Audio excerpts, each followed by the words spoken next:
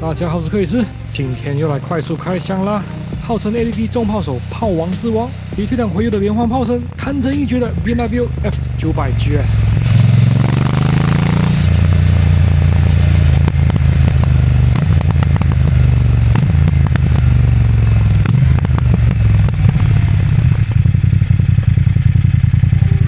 关于这台排出兵，还是让比我懂的人跟大家分享。至于我对 F900 GS 的骑乘感受，我在最后为大家简单补充2句。太棒了，终于有人可以帮我介绍这台车了。台南范德永华的销售顾问叫国雄。嗨，大家好。好，首先呢，我们这2台 F900 GS， 它一台是标准版的，标准版坐高，它这一台是87公分的。然后另外这一台呢，它是亚洲版，它的坐高是81.5公分的。81点，差太多了吧，差了6公分呢。对，所以这一台的坐高比较低，它相对的，可能也比较符合大多数人的身高，比较不会有身高限制。就感觉还蛮硬的，感觉像是偏向 Rally 取向的一个坐垫。对，因为毕竟900 GS 它在市场上的定位，它会有一点偏越野的设定一点，但是又就是没有那么的纯公路这样子。对。但2台车来讲的话，像我以这一台举例好了，我第一次在宜兰上课受训的时候，第一次骑到的车就是这一台，标准版的。因为标准版它的前叉的避震器它是可调的，还有压缩预载可调，然后前叉的避震器它是44 mm 的，43，更正43，对，43。好，然后其实我在骑这一台车的时候啊，感觉我很像我在骑街车，骑 F900R 的街车。其实它蛮灵敏，然后也很轻巧，对。但是它引擎啊、马力啊的调教啊，它又经过新一次的优化，所以它这台车的扭力非常的充沛。对，在公路上骑乘的时候，其实我觉得它还蛮游刃有余的，蛮轻巧的。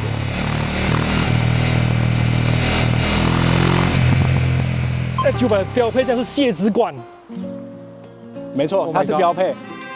很多是不是都可以选配啊？我看很多是这种金色的前叉。那个是另外一个越野套件 ，Enduro 套件。对，它前叉。对，它那个套件，你说看到了金色的，没错。然后它是给你秀瓦的前叉。升级要多少钱？这样子升级的话，那个 package 是升级的话是88000，只有前叉吗？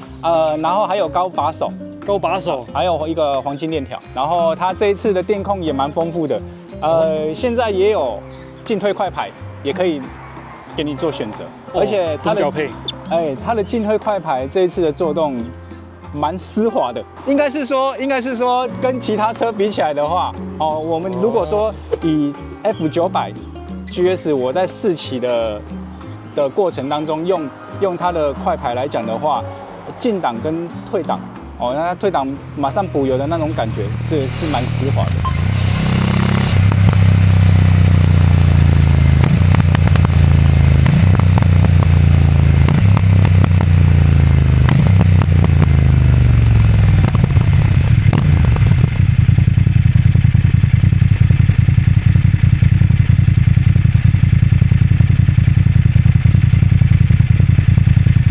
我是觉得它要骑公路也可以，但是如果要稍微去骑一些像林道啊、稍微碎石路面 off road， 它也是可以很适合。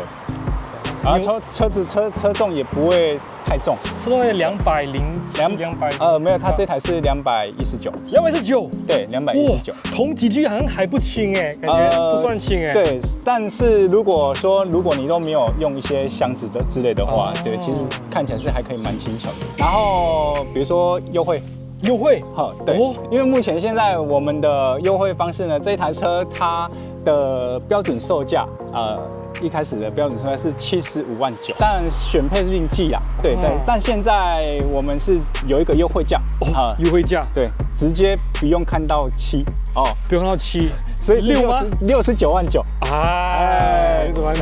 然后他还送你一个后上箱。下德的后上箱，这优惠是因为卖的不好吗？怎么样？听说1300卖的它的确实1300当然会比它好一点。哦，好一点吗？对，有好很大。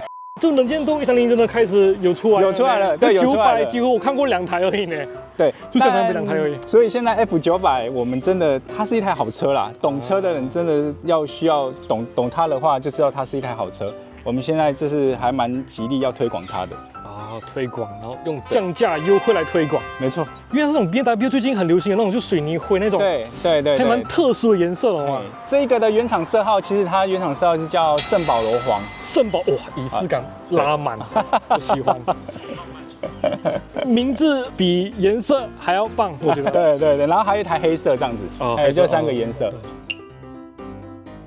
之前去上课，我们原厂的讲师也有讲到说，这一次其实我觉得他这一次的骑乘三角，就骑乘三角，他这一次有经过优化，比如说它油箱的角度，然后跟把手，还有脚踏的位置，它原厂现在把它的骑乘三角优化过后，其实你在坐姿或者是站姿上，它的骑乘三角其实是很舒适的。它这一次的离合器，你踩下1档之后的离合器的衔接点蛮精准的。那原厂的话术还有什么吗？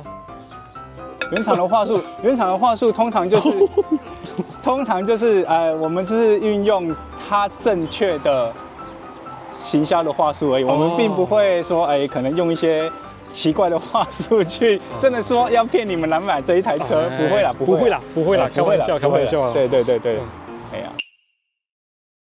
不知道你们知不知道，反正我说了，你们就会知道。其实国雄本身也是 F900 GS 的车主，对此我倒想了解解，为何没有在 Offroad 的骑士会选择这一台拉力猛兽？其背后绝对是有个暖心的故事。目前为止我接手它现在是3个月，3个月，对，3个月，它在蜜月期，对，蜜月期，对，然后骑了1000出公里，1000出公里，刚训完车，对，觉得也不一定要完全把它骑去 off road。对，如果你平常的骑61啊，或者是骑山路的公路啊，对，它真的也是很好骑，而且重点是它不会累，因为我刚刚讲过，它的骑乘三角真的优化完之后，它的骑乘三角真的是很舒服，因为大小也不会到太大台，所以如果你要骑市区的话，我觉得还不会到很突兀啦。市区有可能轴距比较长的，你光是要找一个停车位或者是停车的地方，你可能就会觉得你要思考很久。就是我觉得很多选择，为什么选择这台 F900 比较偏冷门的车？其实应该是我认为它就是一台好车，它只是比较没有让其他人知道它的好在哪里而已。所以我现在要骑这一台车，好好来推广它一下。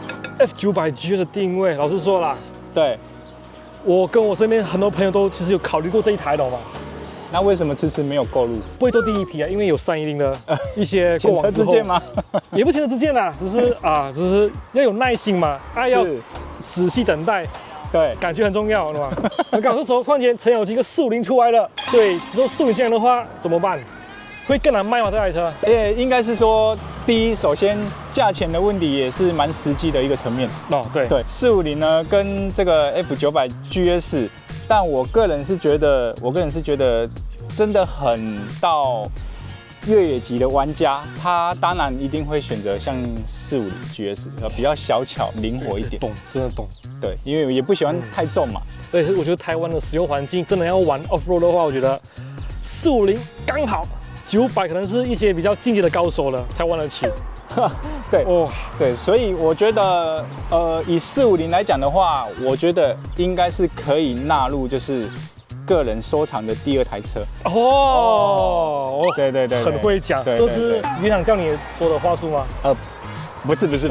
450到底什么时候会进来啊？我们讲保守一点好了。如果真的450要进来的话，我觉得保守一点，包含到它真的可以交车领牌，我还是预估可能在2026年第1季吧。是交车吗？对。所以现在已经可以订车了吗？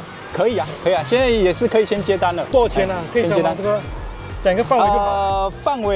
范围我觉得应该是2台310 GS 的价钱吧。2台原价310 GS 有找差不多2台原价 G310 GS 原价的价钱有找。对，但我只是说预估哦，对，预估。对，实际上还是要以范的公告为主。900嘛，除2就450嘛，价格69嘛，再除2，计算看看。就450这个目前看起来，理论上如果没有问题的话，其实是蛮均衡的车，而且蛮好玩的车。大家都非常期待这一台。对，可是感觉价格可能还是稍微比同级距稍微高一点点。不过我觉得可以等等看嘛。对，等等看嘛，毕竟 X 大灯、钢丝框、泄脂管、TFT 那个，我觉得就值回票价了。对啊，就是它就是让人家觉得有点那个小台的1300。没错，对。感谢国兄的诚心分享。现在我就稍微为大家快速补充几类我的个人骑乘感受。首先 F900 GS 操控起来真的是很轻盈，龙头舵脚比想象中还要轻。印象特别深刻的是，动力是真的很冲，270多点火侵略性、鼓噪感，真的特别让人热血沸腾。虽然动力个性算是粗暴，但整体体感的细腻程度却意外的精密，包含换挡、挡煞、加速、刹车，每个操作都能得到壁垒分明的体感回馈。另外，我认为 F900 GS 应该是 GS 家族有史以来把技能树上所有越野技能变得最极端的一次。这台车设定取向相当鲜明，就像是雅马哈的 T700或是 KTM 890 ADV-R 那般，圈内人耳常笑称这类 ADV 为体型偏大的领导车。我想这也许就是在台湾市场 F900 GS 比较难被一般车友所接受的最大原因吧。更别说在中级市场低迷的时期。